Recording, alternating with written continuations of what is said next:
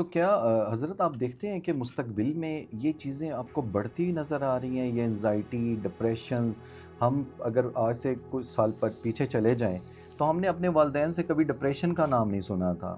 اللہ نے ایک چیز سے خبردار کیا ہے، اس کو کوئی جھٹلا نہیں سکتا۔ فرمایا کہ الا بذکر اللہ تطمئن القلوب۔ یعنی حادثے کتنے ہوئے ہیں، اتنے تو بندے جنگوں میں نہیں مرے جتنے آپ کہہ لیں کہ ہوائی جہازوں کے کریش ہونے روڈ میں، گاڑیوں کے ایکسیڈنٹس۔ کریش ہونے میں مرتے ہیں، اتنی جنگوں میں نہیں بندے مرے ہیں۔ مولانا صاحب، ان عبادات کا، ان صدقات کا، ان فطرانوں کا ہم پہ اثر کیوں نہیں ہو رہا؟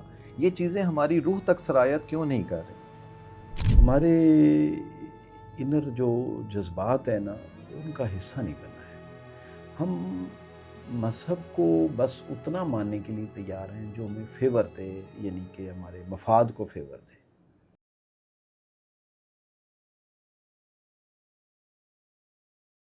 السلام علیکم ناظرین، آج کی اس خصوصی نشست میں ہم ایک ایسی شخصیت کو خوش آمدید کہہ رہے ہیں جن کی علمی، فکری اور دینی خدمات کسی تعارف کی محتاج نہیں۔ آپ ایک ممتاز استاد، محقق، دانشور اور خطیب ہیں۔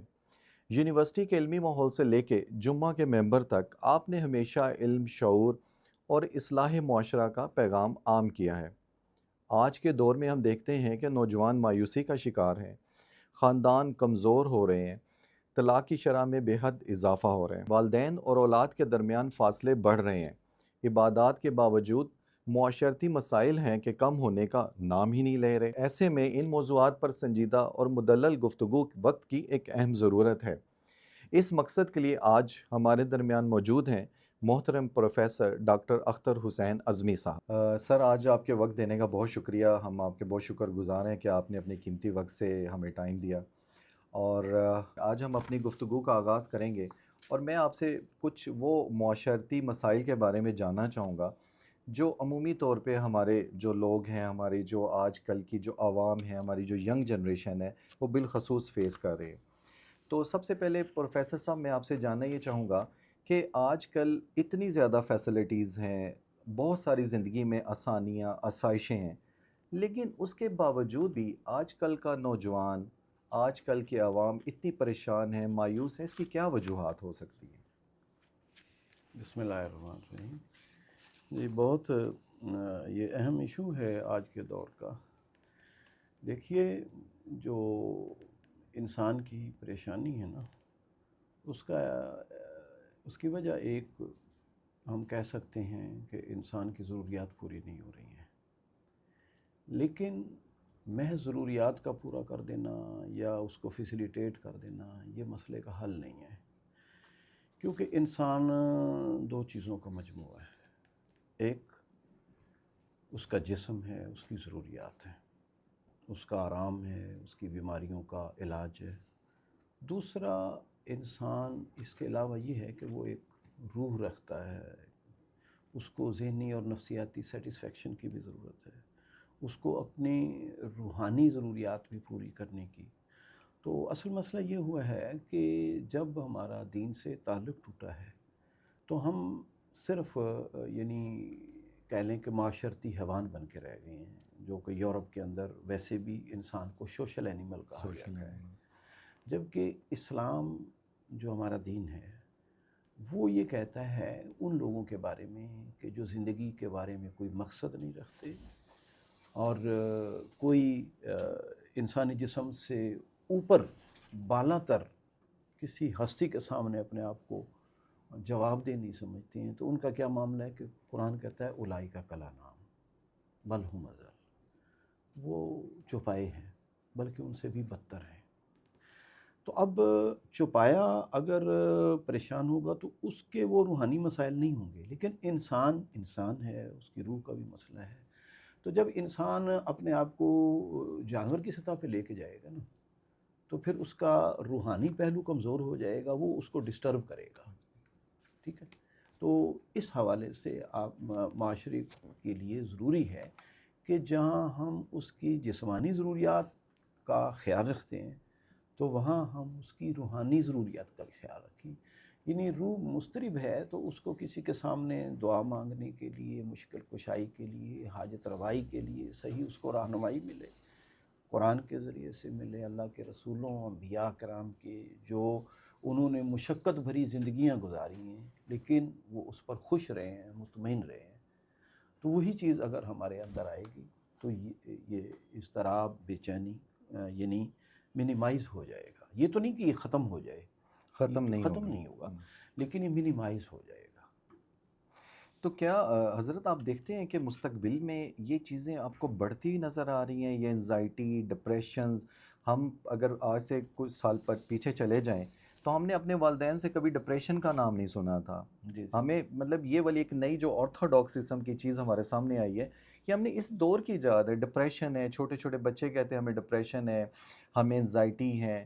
تو آپ کیا سمجھتے ہیں کہ آنے والا دور جو ہے وہ اس سے زیادہ مشکل ہو سکتا ہے اگر یہی حالات رہے تو؟ جی جی بالکل، آپ نے جو بات کہی ہے میں اس کی تائید کرتا ہوں کہ جوں جوں ہم صرف اپنے بارے میں اور اپنے جسم کے بارے میں سوچیں گے اور اسی کو فیسیلیٹیٹ کرنے کا ایک نقطہ نظر بنا لیں گے، اور اس کے ساتھ یہ کہ کوئی ہمارے معاملات میں مداخلت نہ کرے، جس کو انگریزی کلچر میں انڈیویجولزم کہتے ہیں اور مغرب کے کلچر میں انڈیویجولزم کو بہت قابل تعریف سمجھا جاتا ہے کہ کوئی کسی کے معاملے میں بالکل مداخلت نہ کرے.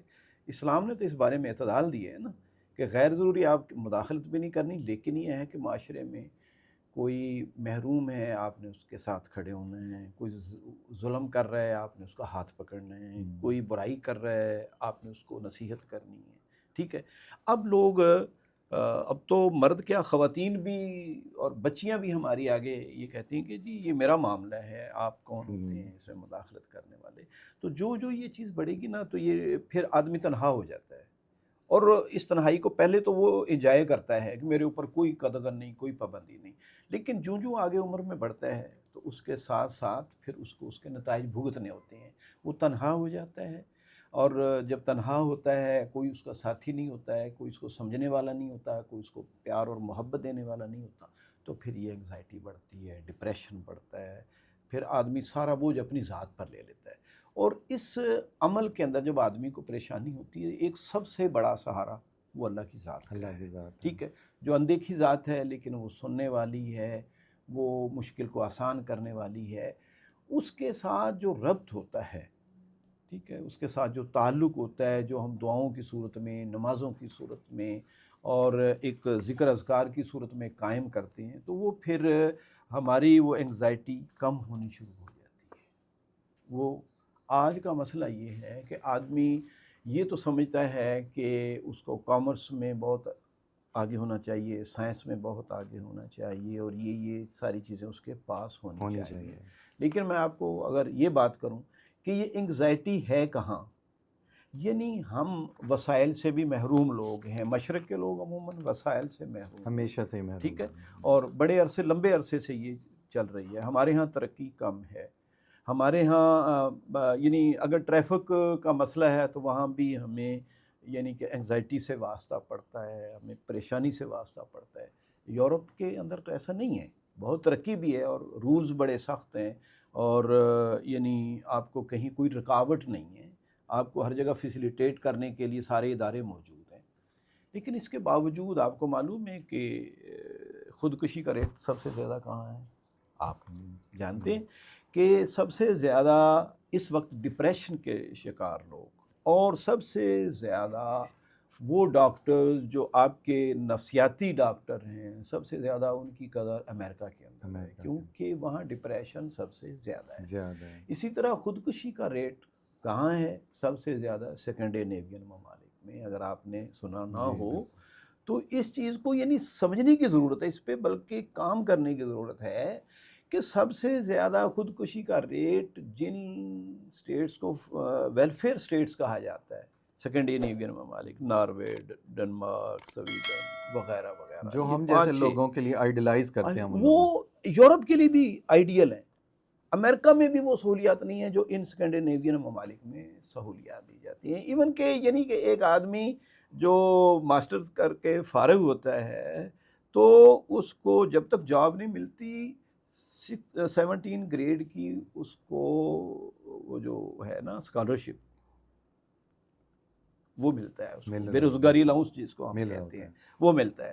تو آپ اس سے اندازہ کر سکتے ہیں، اور علاج معالجہ فری ہے، سارا کچھ ٹھیک ہے، لیکن اس کے باوجود لوگ کیوں خودکشی کرتے ہیں؟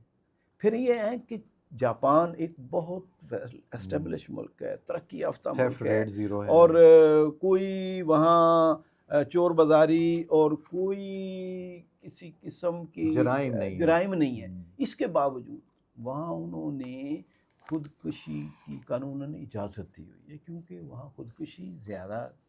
اس کی وجہ کیا ہے کہ جب آدمی بہت کما لیتا ہے، فیسیلیٹیٹ ہو جاتا ہے، بالآخر انسان سوچتا ہے کہ یہ کیا ہے، یہ دنیا کیا ہے، میری زندگی کیا ہے۔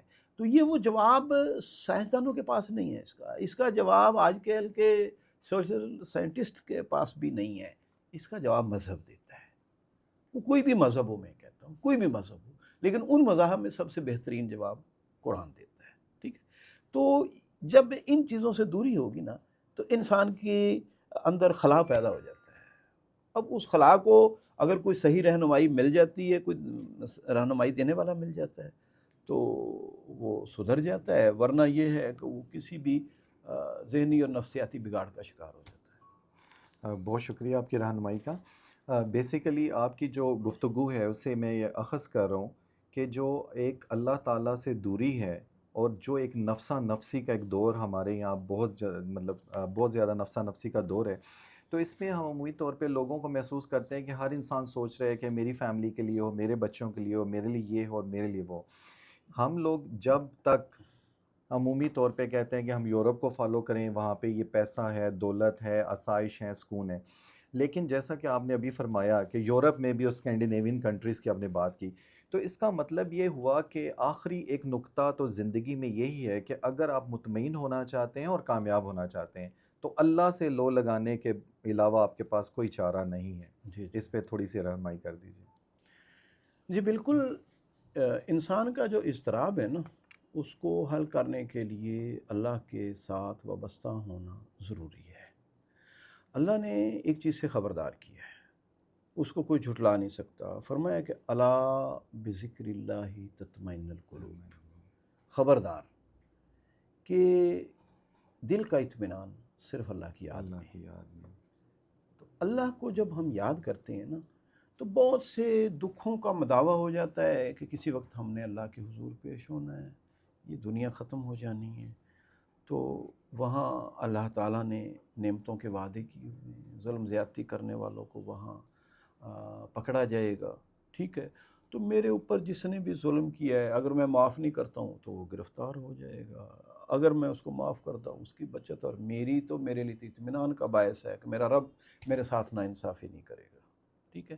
تو یہ چیز انسان کو مطمئن کرتی ہے، اور اگر یہ صرف اس کے اندر کے اطمینان کے لیے نہیں، بلکہ قرآن تو یہ کہتا ہے کہ وَمَنْ أَعْرَضَ عَنْ ذِكْرِي فَإِنَّ لَهُ مَعِيشَةً ضَنْكًا، جو قومیں یا جو افراد ہمارے ذکر سے منہ موڑ لیتے ہیں، ہم ان کی معیشت کو، ان کے روزگار کو یا ان کی زندگی کو تنگ کر کے رکھ دیتے ہیں، ٹھیک ہے۔ یعنی بظاہر وہ پھلتے پھولتے نظر آئیں گے، بظاہر چکا چوندھ نظر آئے گی آپ کو، بظاہر ترقی کے مناظر نظر آئیں گے، لیکن اندر سے وہ خوف زدہ ہوں گے۔ تاجر اپنے دفتر میں بیٹھا ہوا خوف زدہ ہوگا کہ میرے بچوں کا کیا بنے گا، مجھے کوئی مار نہ دے، فلاں مسائل میں میرے کاروبار کا کیا بنے گا، کیونکہ اس نے جب سارا اسی زندگی کو سمجھ لیا ہے تو پھر خوف سے وہ بچ نہیں سکتا ہے، ٹھیک ہے۔ تو اللہ کا سہارا جب ہوتا ہے نا، تو اللہ کے سہارے کے ساتھ جب انسان زندگی گزارتا ہے، تو ایک تو وہ دو ہی چیزیں انسان کو کمزور کرتی ہیں نا، پریشان کرتی ہیں، ایک موت کا خوف، ٹھیک ہے، اور ایک رزق کا خوف، ٹھیک ہے۔ یہ دو چیزیں انسان کو کمزور کرتی ہیں، یہ انسان کو جھوٹ بولنے پر آمادہ کرتی ہیں، یہ انسان کو زیادتی کرنے پر بھی آمادہ کرتی ہیں۔ تو جب انسان کو یہ معلوم ہو کہ رزق صرف اللہ کی ذات دینے والی ہے، اور پکڑ صرف وہ کر سکتا ہے، عزت وہ دے سکتا ہے، کوئی کسی کو ذلیل نہیں کر سکتا، تو پھر انسان مطمئن زندگی گزارتا ہے۔ اگرچہ یہ نہیں ہے کہ مومن کی زندگی میں اونچ نیچ نہیں آتی ہے، آزمائشیں تو آتی ہیں، کیونکہ یہ تو خود اللہ نے فرمایا ہے کہ وَلَنَبْلُوَنَّكُمْ بِشَيْءٍ مِّنَ الْخَوْفِ وَالْجُوعِ وَنَقْصٍ مِّنَ الْأَمْوَالِ وَالْأَنفُسِ وَالثَّمَرَاتِ۔ اچھا سر، یہاں میں آپ سے آگاہی لینا چاہوں گا کہ آج کل سوشل میڈیا کا دور ہے اور ہماری جو جنریشن زی ہے وہ ماشاءاللہ ٹوٹلی انکلائنڈ ہے اس سوشل میڈیا پہ. تو آپ یہ بتائیں کہ کیا سوشل میڈیا نے ہمارے اس دور کو ہمارے جینے کے لیے، ہمارے بچوں کے لیے رہنے کے لیے آسان بنایا ہے یا مشکل بنا دیا؟ جی زیب صاحب، بات یہ ہے کہ جو بھی انسانی ترقی ہوتی ہے نا، وہ ہوتی تو انسان کے فائدے کے لیے ہی ہے، اس کو فیسیلیٹیٹ کرنے کے لیے. اور یہ ایک کوئی آج کا مسئلہ نہیں ہے. جب سے کائنات بنی ہے، جب سے انسان نے اس پر محنت کی ہے، کوشش کی ہے، تو وہ غاروں سے نکلا ہے. اس نے مکانات بنائے ہیں، ٹھیک ہے، اس نے جانوروں کی کھال اوڑھنے سے لے کے پھر کپڑے بھی بنائے ہیں. تو آگے آگے جو چیزیں بنیں گی ہم ان کو روک نہیں سکتے ہیں، ہم پیچھے نہیں جا سکتے ہیں، آگے ہی جانا ہے. اب اس سے بھی آگے جانا ہے، ٹھیک ہے. اے آئی کا زمانہ آ گیا، اب اس سے بھی آگے جانا ہے، اس سے بھی آگے ٹھیک ہے. ایک تو یہ حقیقت ہمیں مان لینی چاہیے. اب بات یہ ہے کہ یہ چیز جس طرح کل یعنی ایک سواری کی ضرورت تھی تو وہ فائدہ مند تھی، اس کے نقصانات بھی تھے، ٹھیک ہے. بالکل یعنی صحیح. حادثے کتنے ہوئے ہیں، اتنے تو بندے جنگوں میں نہیں مرے جتنے آپ کہہ لیں کہ ہوائی جہازوں کے کریش ہونے روڈ میں، گاڑیوں کے ایکسیڈنٹس. کریش ہونے میں مرتے ہیں. اتنی جنگوں میں نہیں بندے مرے ہیں، ٹھیک ہے. جنگیں تو کبھی کبھی ہاں، ہوتی ہیں. لیکن ایک ضرورت تو بن گئی نا. تو اب اسی طرح یہ ایک ضرورت ہے، ٹھیک ہے. لیکن جب ہم ہر ضرورت کا غلط استعمال کریں گے، یعنی آپ جس گاڑی کو 100 کی سپیڈ پر چلا سکتے ہیں وہاں 150 کی سپیڈ پہ چلائیں گے تو نقصان تو ہوگا نا، ٹھیک ہے. تو اب جو میڈیا ہے یہ انسان کے ذہن کو اپنے قابو میں کر لیتا ہے، ٹھیک ہے. تو اس کے ذریعے سے ہم اچھی چیزیں بھی پہنچا سکتے ہیں. جیسے ہم اپنی بات کر رہے ہیں تو اس کا ابلاغ ہزاروں لاکھوں لوگوں تک ہو سکتا ہے، ٹھیک ہے. جو ہم سمجھانا چاہتے ہیں، جو ایک کمرے میں بیٹھ کے ہم ہزاروں لوگوں کو مخاطب کر رہے ہیں، پہلے اس کے لیے لوگوں کو اکٹھا کیا جاتا تھا، ٹھیک ہے. وہ سفر کر کے آتے تھے، اب ان کے گھر بیٹھے بھی یہ چیز ہو رہی ہے. تو اس کا مطلب فائدہ تو ہے، فائدہ تو ہے. ٹھیک ہے. اب یہ ہے کہ جب ہم اس کو غلط یوز کریں گے، ایک تو یہ ہے کہ اس کے ذریعے سے برے کام سکھائیں، سیکھیں، کسی نوعیت کی بھی برائی ہو، ٹھیک ہے. آپ چوری سکھائیں، ظلم زیادتی سکھائیں، بے حیائی کے کام سکھائیں، یہ بھی ہو سکتا ہے. لیکن آپ اچھے کام سکھائیں گے تو وہ بھی ہوگی. اب نارملی جو کچھ ہو رہا ہے دنیا کے اندر، اب اس کو سمجھیں کہ جو یہ نئی ایجادات اس دور میں ہوئی ہیں، یہ گزشتہ 300 سالہ دور میں جو زیادہ ریپڈلی سائنسی ایجادات ہوئی ہیں، تو چونکہ جو بڑے سائنسدان گزرے ہیں یا وہ جو سائنسی چیزیں ہیں وہ کن لوگوں کے ذریعے سے آگے پھیل رہی ہیں، وہ سرمایہ داروں کے ذریعے سے. اب ان کا ٹوٹلی نقطہ نظر دنیا ہے، سرمایہ کی اکٹھ کرنا ہے. تو اس کی وجہ سے کیونکہ جو لوگ اس چیز کو پھیلا رہے ہیں وہ ٹوٹلی ان کا نقطہ نظر دنیا کا ہے. دنیا ہے. اسی دنیا میں ساری چیزیں کامیابی ہو لیں، اسی کو انجوائے کر لیں. تو ان کے نزدیک حرام کی، زنا، بدکاری کی کوئی مسئلہ نہیں ہے، کوئی تمیز نہیں ہے، سوائے اس کے کہ کچھ اصول معاشرے کو قابو کرنے کے لیے بنا لی جائیں کہ یعنی اگر عورت مرد اپنی خواہش نفس کو پورا کرتے ہیں اپنی مرضی سے تو ٹھیک ہے، کیا حرج ہے، کوئی یہ ریپ ہے ہی نہیں. اور اگر ایک دوسرے پر اس کی مرضی کے بغیر کرتے ہیں تو یہ ریپ بن جائے گا. تو اسلام تو اس کو نہیں مانتا ہے، مذاہب کی دنیا اس کو نہیں مانتی ہے، ٹھیک ہے، اس تصور کو نہیں مانتی ہے. زنا برائی ہے، ٹھیک ہے، اور برائی کی طرف لے جانے والے اور بھی جتنے عوامل ہیں وہ سارے فیکٹرز وہ غلط ہیں. اور شریعت نے حدود و قیود بھی ان کی بیان حدود و کر دی. قیود مقرر کرتی ہیں. کیوں کہ اس کے ذریعے سے نسل انسانی میں کئی ایسی چینجز آتی ہیں، کئی ایسی پریشانیاں اور کئی لڑائی جھگڑے جنم لیتے ہیں جس کو اسلام گوارا نہیں کرتا. یعنی آپ اسی کو سمجھ لیں کہ یورپ نے ایک، اسی کو ہم لے لیتے ہیں مثال کے طور پر، کہ یورپ نے یہ کہا کہ جی مرد بھی اتنا حق رکھتا ہے، عورت بھی اتنا ہی حق رکھتی ہے، ٹھیک ہے، اور سب کو آزادیاں ہیں اور جیسے چاہیں وہ زندگی گزاریں، ایک لائف پارٹنر بن کے 1-2 سال گزاریں یا 10 سال گزاریں، یہ ان کی مرضی پہ ہے. کوئی کسی قسم کے نکاح کی انسٹیٹیوشن کی بھی ضرورت نہیں ہے. اس کو وہ کنڈیم کر رہے ہیں. ہمارے جو یہ پیکنگ میں جو کانفرنس ہوئی تھی آج سے 20-25 سال پہلے، وہاں باقاعدہ یہ طے کیا گیا ہے کہ نکاح کے انسٹیٹیوشن کو ڈسکرج کیا جائے گا، اسقاط حمل کو انکرج کیا جائے گا. یہ باقاعدہ خواتین کی کانفرنس میں یہ چیزیں تھوپی گئی ہیں دنیا کے اوپر، حکمرانوں سے سائن کروائے گئے ہیں. اب آپ یہ دیکھیں گے جب یہ کام ایسے ہوں گے تو اس کا نتیجہ کیا نکلے گا؟ وہی نکلے گا جو یورپ میں. آج ہم اگر یورپ کو فالو کرتے ہیں تو اگر ہم یورپ کو فالو کرتے ہیں تو اس کی چیزوں کو انجوائے کرتے ہیں تو اس کے نتائج کو بھی بھگتنے کے لیے تیار ہونا ہوگا. اس کے نتائج کیا ہے کہ وہاں طلاقوں کی شرح بڑھ گئی، بے محابہ ہو گئی، بچے رول گئے، ٹھیک ہے، بیویاں پریشان ہیں اور دماغی توازن لوگوں کے خراب ہو رہے ہیں. کیوں ہو رہے ہیں؟ کہ وہ جو ایک سیٹسفیکشن ہوتی ہے، بندہ باہر سے تھکا آ رہا ہے، ایک بیوی ہے، بچے ہیں، خوشگواری کی ایک زندگی ہے، وہ اس سے محروم محروم ہے. ٹھیک ہے. پھر ان کے بچے ہیں، ان کی کوئی تربیت کا نظام نہیں ہے، بس اسٹیٹ ان کو پال رہی ہے. تو اسٹیٹ کے پالنے سے تو ایسے ہی ہے نا جیسے وہاں یہ جو بھیڑیے ہیں اور یہ خنزیر کا پالتو جانور تیار کیے جاتے ہیں جیسے، ٹھیک ہے، تو وہ ایسے ہی پھر وہ بھی وہ بھیڑیے بن جاتے آؤٹ ہیں. سورس ہو گئی ہیں سب. آپ نے دیکھا نہیں کہ امریکہ کے اندر کتنا سارا ڈسپلن ہے، اس کے باوجود بچے سکولوں کے اندر اتنی فائرنگ کرتے ہیں بغیر کسی وجہ کے، مار دیتے ہیں صرف ایک ایڈونچر کرنے کے لیے، ایڈونچر کے لیے.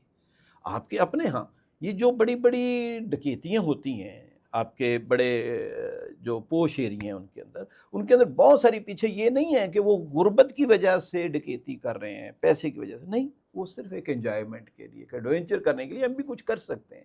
آپ ان کیسوں کے جائیں پیچھے، آپ کو بہت سارے کیسز ایسے ملیں گے. تو اصل میں یہ ہے کہ یہ جو میڈیا ہے نا، یہ ایک ٹول ہے، ایک ہتھیار ہے، ایک تلوار ہے کہ اگر خدا سے ڈرنے والوں کے ہاتھ میں آئے گی تو دنیا کے اندر امن قائم کرنے کا اور سرکشوں کے سر توڑنے کا ذریعہ بنے گا، ٹھیک ہے. اور اگر یہ ان لوگوں کے ہاتھ میں آئے جن کے آج ہے تو اس کے ذریعے سے زیادہ تر لوگ اس کو غلط استعمال کریں گے، اور وہ یہی سمجھتے ہیں کہ یہ تفریح کا ذریعہ ہے، ناچنے گانے کا ذریعہ ہے، اور بس یہی کچھ ہے. تو اس میں پھر بگاڑ تو آئے گا.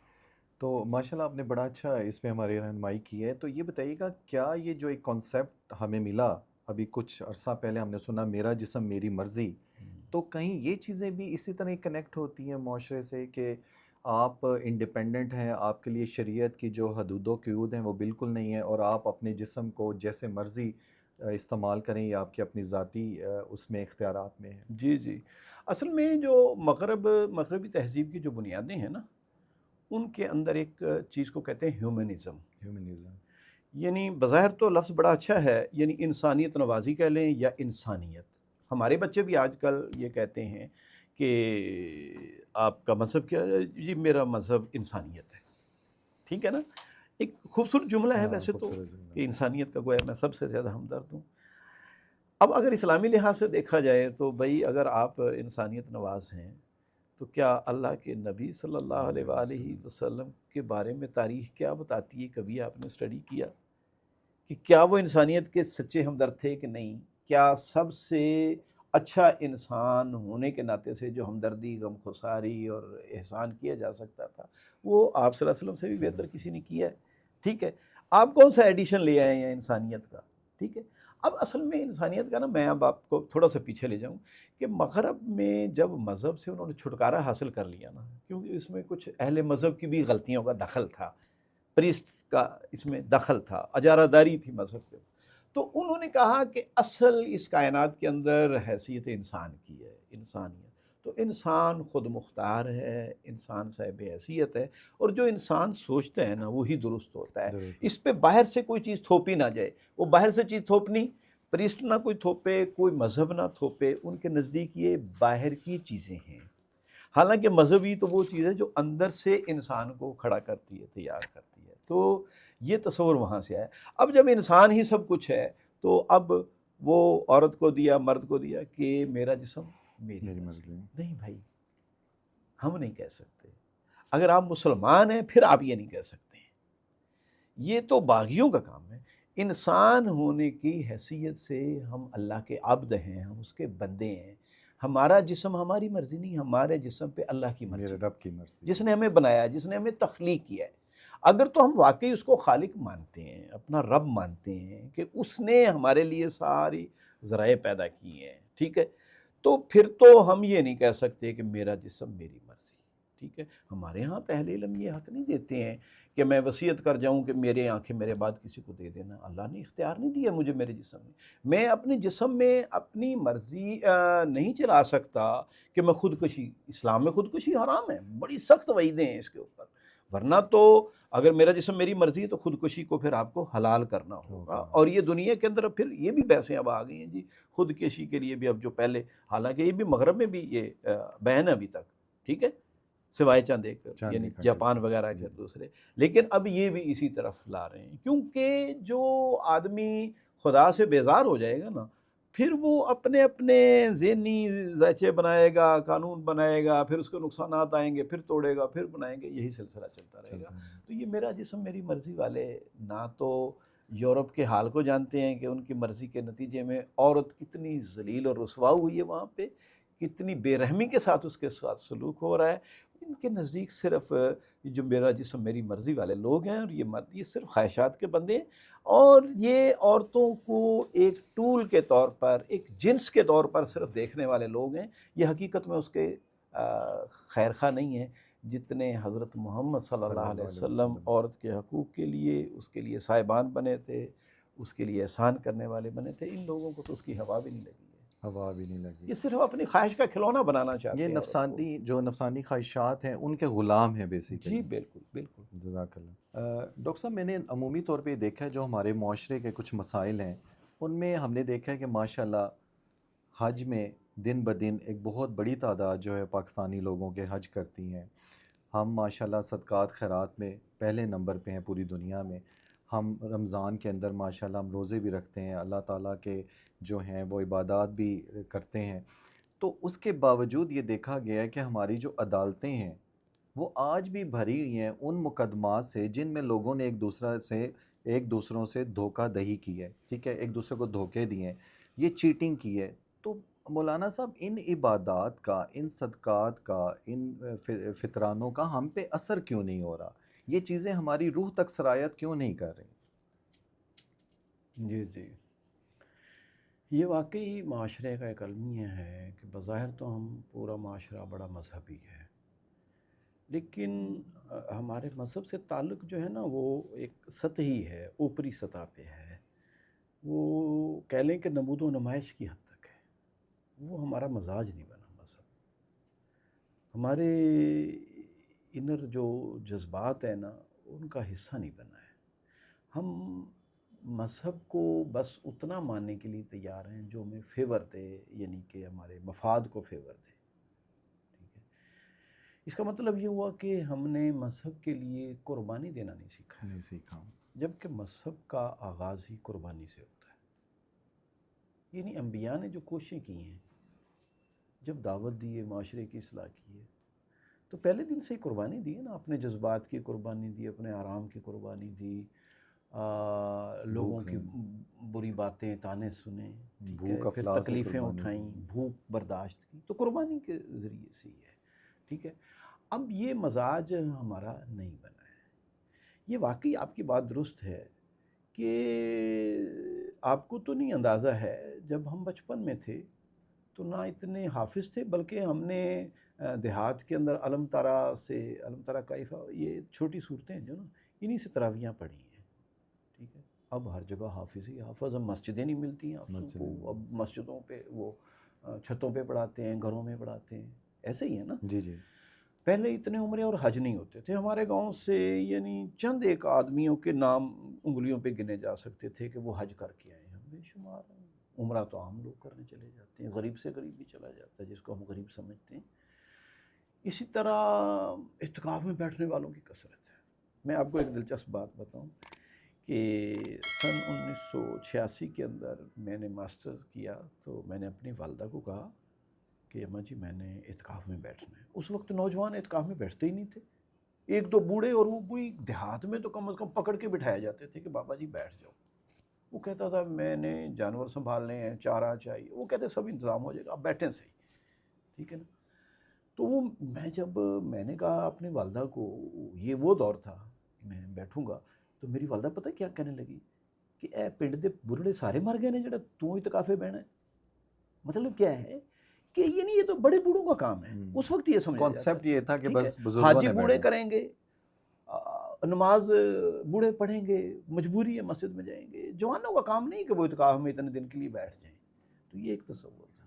لیکن پھر آپ دیکھیں کہ کتنی بڑی تبدیلیاں آئی ہیں. اچھا اس میں یہ ساری تبدیلیاں آئی ہیں کیوں؟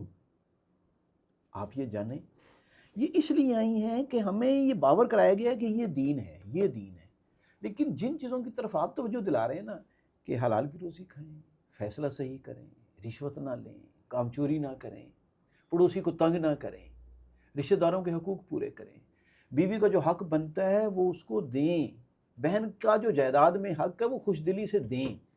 یہ ہمارے ممبر و محراب سے بات اس انداز سے نہیں کہی گئی ہے جس انداز سے یہ کی گئی ہے کہ عمرے میں اتنا فضیلت ہے، اعتکاف میں بیٹھنے کی اتنی فضیلت ہے، حج کرنے کا اتنا ثواب ہے. یہ جتنی چیزیں بتائی گئی ہیں وہ چیز نہیں بتائی گئی ہے.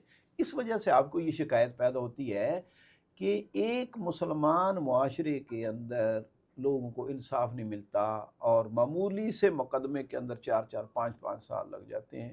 قتل کے مقدموں کا فیصلہ نہیں ہوتا ہے، 10-10 20-20 سال چلتے رہتے ہیں. تو اس کی وجہ یہ ہے کہ ہمیں جتنا مذہب کا شوق دلایا گیا نا، یعنی میرے اپنے جوانی کے دور کے اندر داڑیاں اتنی نہیں تھی جتنی آج نظر آ رہی ہیں. داڑیاں تھی بھی تو چھوٹی بھی داڑھی رکھتا تو وہ ہیزیٹیشن محسوس کرتا تھا معاشرے میں نا کہ یار میں مولوی ہو گیا. آج تو ایسا نہیں ہے. لیکن ان داڑھیوں کے ساتھ کیا انسان کا باطن ٹھیک ہوا؟ تزکیہ نفس ہوا؟ نہیں ہوا ہے. داڑھیاں ہیں، نمازیں ہیں، ٹوپیاں ہیں، لیکن تزکیہ نفس نہیں ہوا. تو اس کی وجہ سے یہ سارے معاملات پیش آ رہے ہیں. تو ڈاکٹر صاحب یہ بتائیے گا ہماری ناظرین کے رہنمائی کے لیے کہ ابھی جو ہم قرآن پاک کو جب پڑھتے ہیں تو اس نے اخلاق کی جو تربیت ہے اس پہ بھی بڑی بات کی ہے. تو یہ اخلاق جو ہے، جو آپ کی ایتھیکل ویلیوز ہیں، ان کا اتنا بڑا مقام ہے کہ اگر آپ ان کو کھو دیتے ہیں تو شاید آپ کہیں نہ کہیں ایک تھن لائن پہ کھڑے ہو جاتے ہیں کہ آئدر آپ ایک مسلم ہیں بھی کہ نہیں. تو اس پہ آپ رہنمائی کریں کہ آپ کیا سمجھتے ہیں کہ اتنا زیادہ زور اخلاقیات پہ کیوں دیا گیا ہے؟ جی بالکل. دیکھیں اسلام جو ہے دنیا کے اندر وہ ہماری نمازیں دیکھ کر نہیں پھیلا، یاد رکھیں. ٹھیک ہے، وہ ہمارے حج اور عمرے کرنے کے انداز سے نہیں پھیلا ہے. لوگوں نے یہ چیزیں نہیں دیکھنی ہیں. لوگوں نے یہ دیکھنا ہے کہ یہ نماز پڑھنے والا، یہ مسلمان کہلانے والا، یہ لوگوں کے ساتھ کیسا رویہ اختیار کرتا ہے، آپ لوگوں کے ساتھ کیسے ہیں. یہ آپ کی ایتھیکل یعنی کہ ویلیوز ہیں. وہ کیا ہے کہ آپ ہمدرد ہیں انسانیت کے، آپ ان کو چیٹ نہیں کرتے ہیں، آپ ان کے ساتھ سچ بولتے ہیں، آپ ان کے کام آنے والے ہیں، آپ ان کے ساتھ انصاف کی بات کرتے ہیں. اجتماعی معاملہ ہو تو آپ ان کے ساتھ انصاف کرنے والے ہیں. اسی لیے حضور صلی اللہ علیہ وسلم نے فرمایا کہ قیامت کے دن ایک بندہ مومن کے پلڑے میں سب سے بھاری عمل جو ہوگا وہ اس کا اخلاق ہوگا. اس کی نمازیں اپنی جگہ پہ، روزے اپنی جگہ پہ. سب سے زیادہ بھاری چیز جو اس کے پلڑے کو یوں جھکا دے گی وہ اخلاق والا ہوگا. حضور صلی اللہ علیہ وسلم سے پوچھا گیا کہ یا رسول اللہ، ایک خاتون ہے وہ بڑی بد زبان ہے، اپنے پڑوسیوں کے ساتھ بدسلوکی کرتی ہے، لیکن عبادت گزار بہت ہے. آپ صلی اللہ علیہ وسلم نے فرمایا وہ جہنم میں جائے گی. ٹھیک ہے. پوچھا گیا یا رسول اللہ، ایک دوسری عورت ہے جو اگرچہ نمازیں تو بس واجبی پڑھتی ہے، فرائض ادا کرتی ہے صرف، لیکن یہ ہے کہ وہ اپنے ملنے والوں کے ساتھ، پڑوسیوں کے ساتھ اس کے اخلاق بہت اچھے ہیں، برتاؤ اچھا ہے. آپ نے فرمایا جنت میں جائے گی.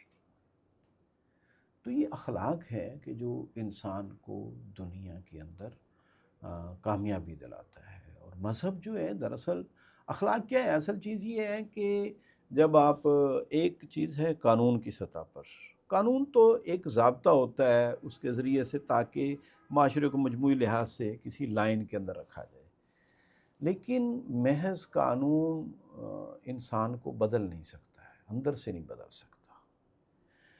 تو قانون تو یہ ہے کہ میرے اوپر ہے کہ میں بیوی کو یہ حقوق دوں گا، لیکن میں ان کے اندر ڈنڈی مارنا کوئی مشکل نہیں ہے.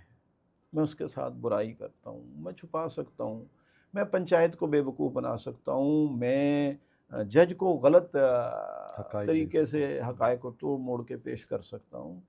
تو وہ میرے سامنے کمزور ہے میری بیوی، اور میں سب کچھ کر سکتا ہوں. لیکن یہ اخلاق ہے، یہ تقوی ہے جس کا اللہ نے قرآن میں جب بھی قانون دیے ساتھ ساتھ ذکر کیا ہے، اللہ کی بڑائی کا ذکر کیا اللہ تعالیٰ نے. ٹھیک ہے، تو وہ چیز اس کو صحیح رکھتی ہے. تو اخلاق بنیادی چیز ہے.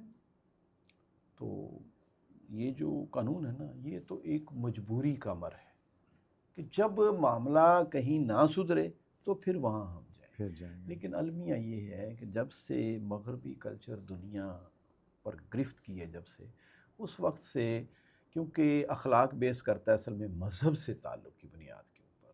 باقی اخلاقیات کارپوریٹ کلچر کی بھی اپنی اخلاقیات ہیں، لیکن وہ مصنوعی اخلاقیات ہیں کہ آپ نے کاروبار چلانا ہے، مصنوعی مسکراہٹ بکھیرنی ہے.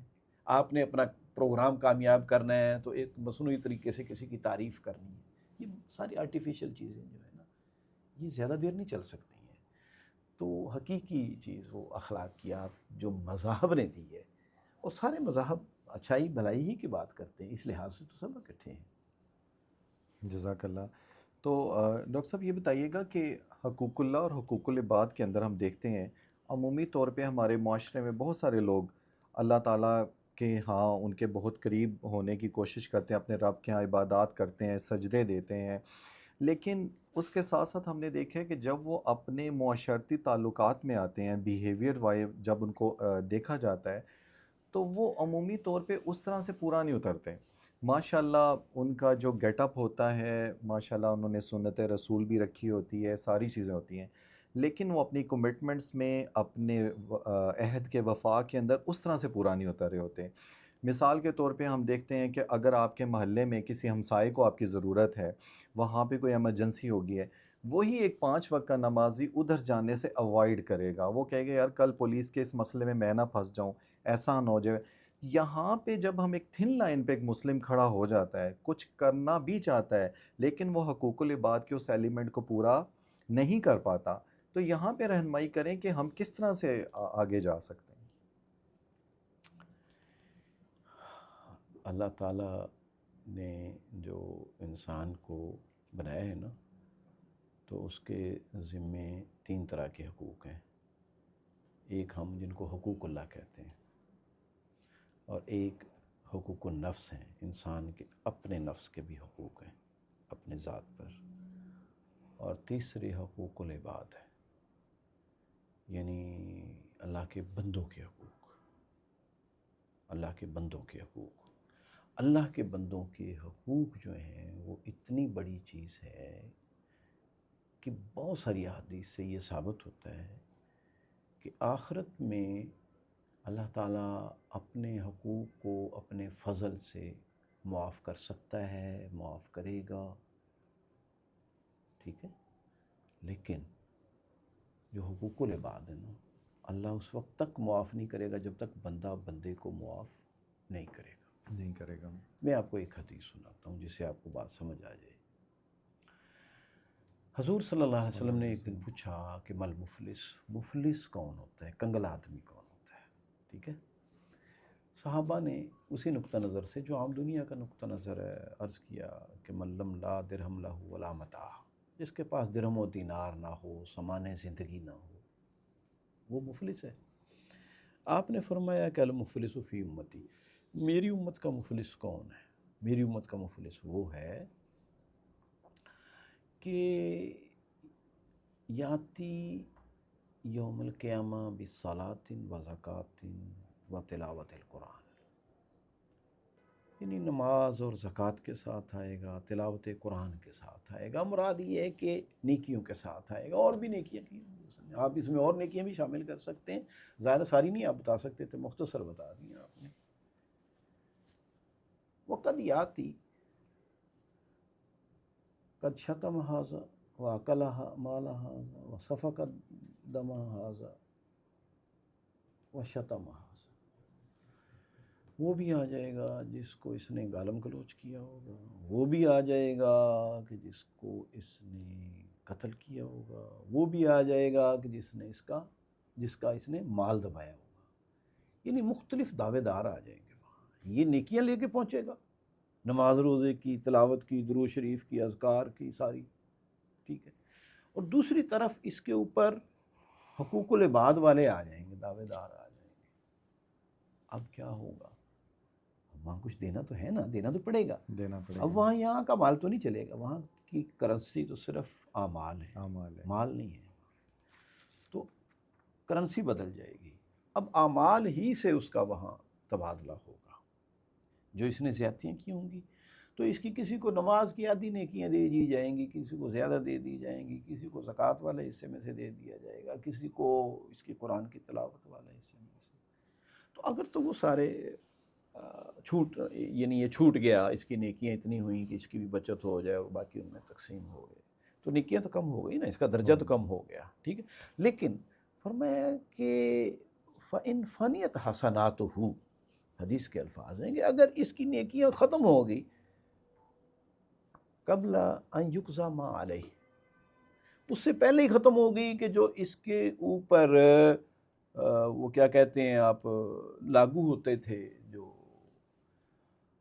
اس کی رسپانسبلٹی بنتی تھی، یا اس نے جو لوگوں کا کھایا ہوا تھا، تو وہ ادائیگی ہونے سے پہلے ہی اس کے عمل ختم ہو گئے. تو پھر کیا ہوگا؟ فَطُرِحَتْ عَلَيْهِ، ان کے گناہ جو ہیں، اب وہ بھی تو جو مظلوم ہیں وہ بھی تو گناہ کیے ہوئے ہیں نا، ان کے گناہ اس پر ڈال دی جائیں گے. فَطُرِحَ فِي النَّارِ، اور اس کو آگ میں پھینک دیا جائے گا.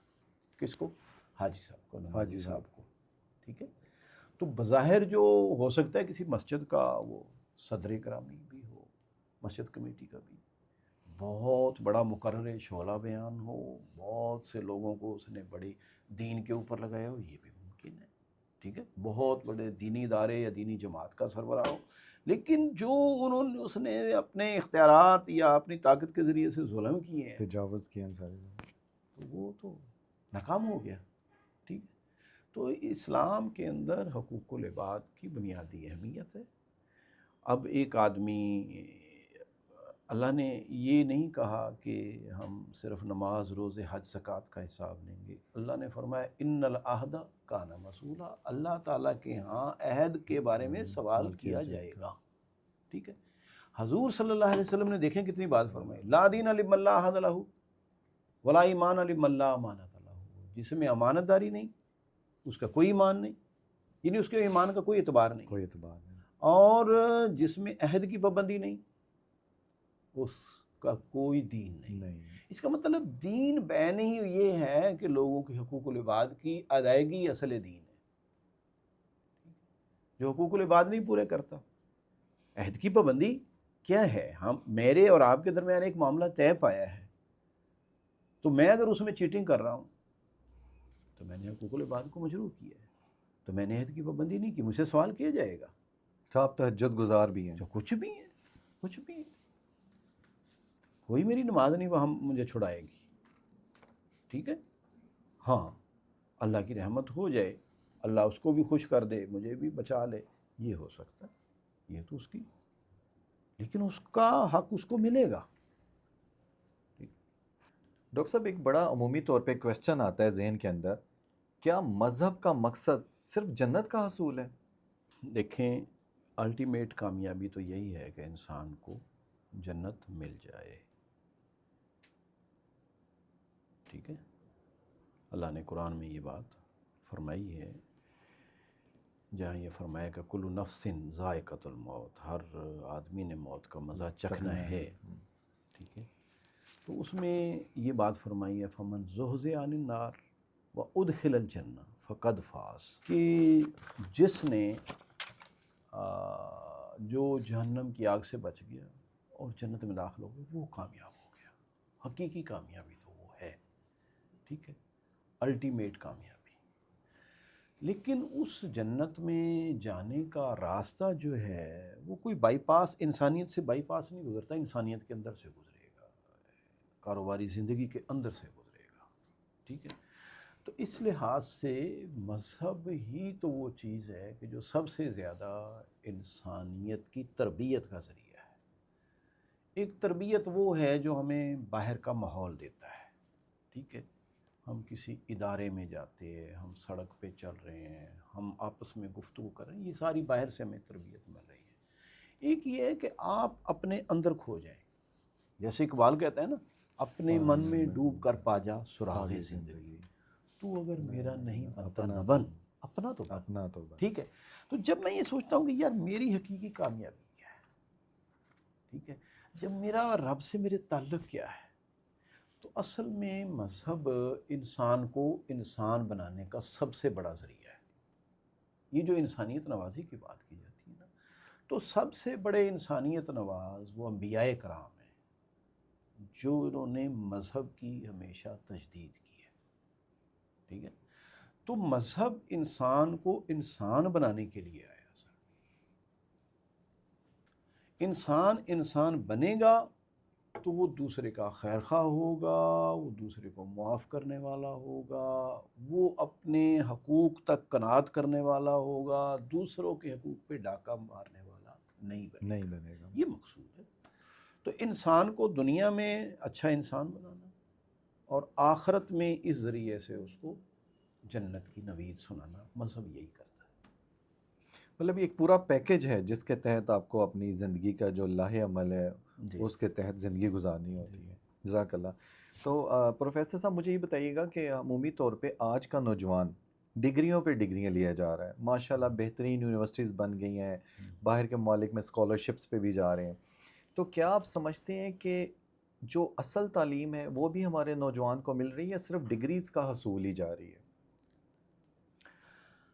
ہاں، یہ ایک المیہ ہے کہ اب خصوصاً جب سے پرائیویٹ یونیورسٹیاں بہت بن گئی ہیں، ٹھیک ہے، تو چونکہ ان یونیورسٹیوں کی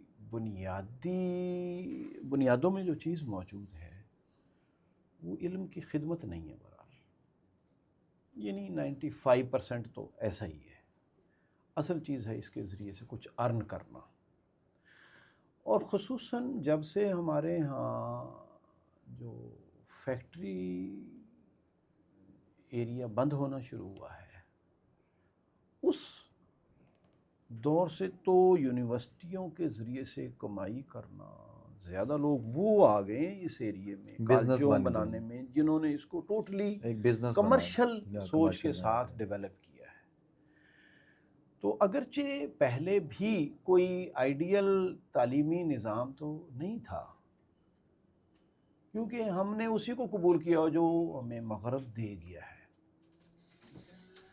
لیکن کم از کم یہ تھا کہ کچھ ہماری تربیت اور اخلاقی قدریں تھیں جو ہمارے خاندانوں سے ہمیں ملی تھی، اس مغربی کلچر نے نہیں دی تھی، اصل میں یہ ہماری خاندانی تربیت کا حصہ تھیں، تو وہ ہمارے اداروں میں نظر آتی ہمارے اساتذہ میں ہم نے دیکھی ہیں۔ یعنی آپ یہ دیکھیں کہ میں نے جن اساتذہ سے پڑھا ہے نا، تو جب امتحان کی تیاری کرانے تو ایک مہینہ وہ فری کوچنگ کرتے تھے، کبھی 0 پیریڈ آ کے پہلے لیتے تھے، کبھی بعد میں بٹھا کے ہی نہیں پڑھاتے تھے، راتوں کو بھی بچوں کو ایک جگہ اسکول میں اکٹھے کر کے ٹیچرز پیشنیٹ تھے وہ کچھ کرنے کے لیے، کچھ نہیں انہوں نے لیا ہم سے، بلکہ کئی ان ٹیچروں نے ہمیں کھانے بھی کھلائے، ٹھیک ہے۔ لیکن کیا اب یہ تصور ہے، تو 10 دن بھی کوئی فری نہیں پڑھانے کے لیے تیار ہے، تو اس میں وہ اخلاقی عنصر کم ہوتا چلا گیا۔ تو اب یہ کمرشل ایک تصور بن گیا ہے تعلیم کا۔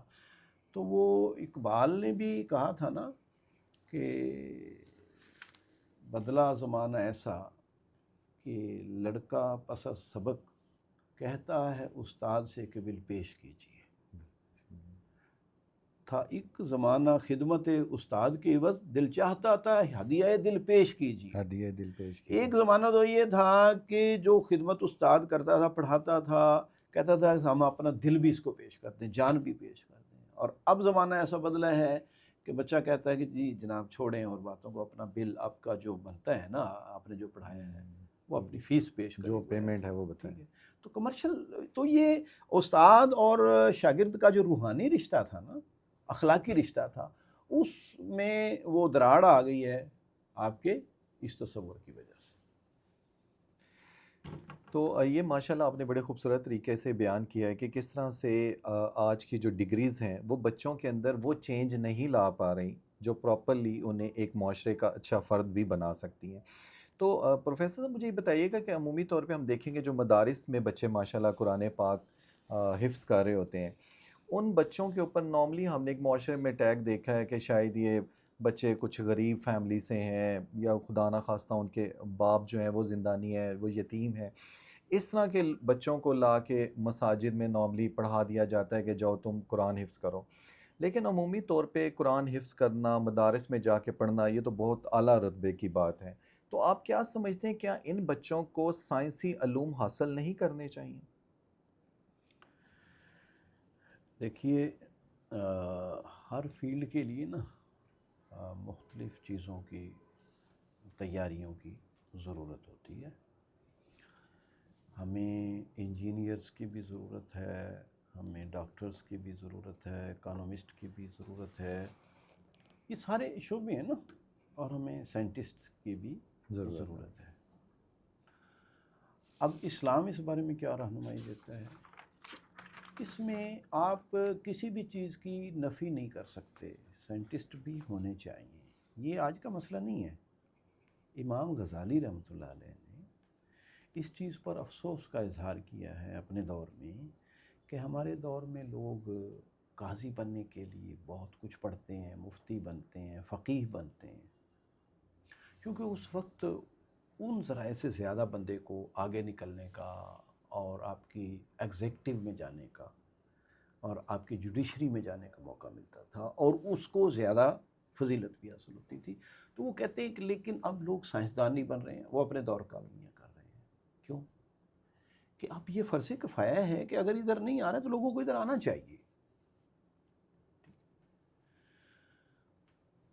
کچھ ایسی پرابلم ہر زمانے میں یعنی کہ پیش آئی ہیں، ٹھیک ہے، لیکن جو ہمارے دوست یہ کہتے ہیں کہ جی مدرسوں میں یہ کیوں نہیں پڑھایا جاتا، سائنس کیوں نہیں پڑھائی جاتی، بھئی پھر سوال یہ بھی ہوگا کہ یونیورسٹیوں میں مذہب کو صحیح طور سے مذہب کیوں نہیں پڑھایا جا رہا؟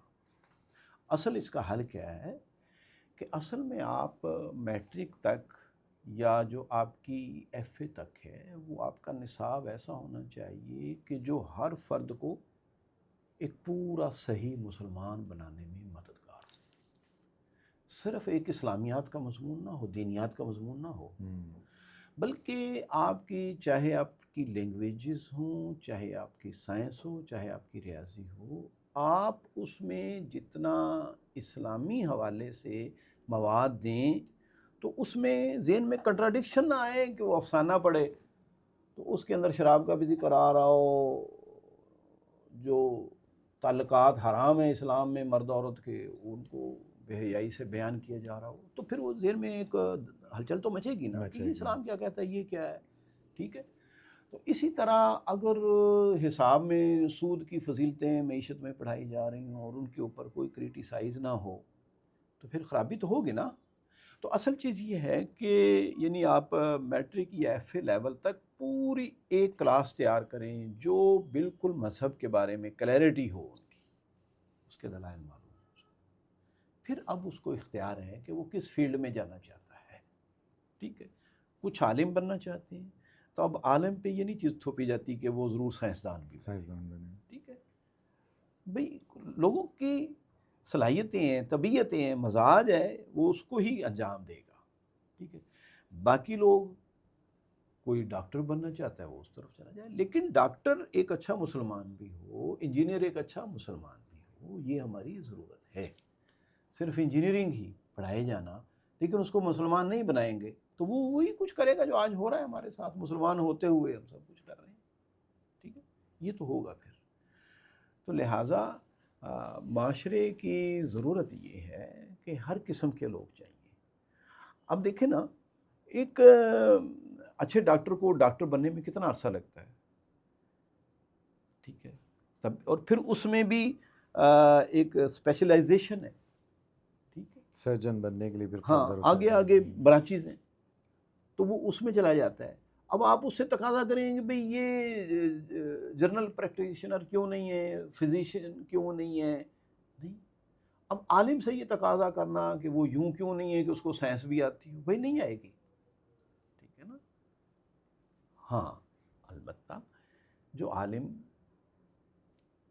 فزکس کے حوالے سے فتویٰ دے یا بایو کے حوالے سے فتویٰ دے تو اس کو اتنا ضروری علم یا جو بایو کے صحیح علم جاننے والے ہیں ان سے استفادہ وہ ضرور کرے، اس میں اتنی کیپیبلٹی ہو کہ وہ ان سے استفادہ کر سکے اور پھر اس کے مطابق فتویٰ دے سکے جو نئی چیزیں وجود میں آتی ہیں.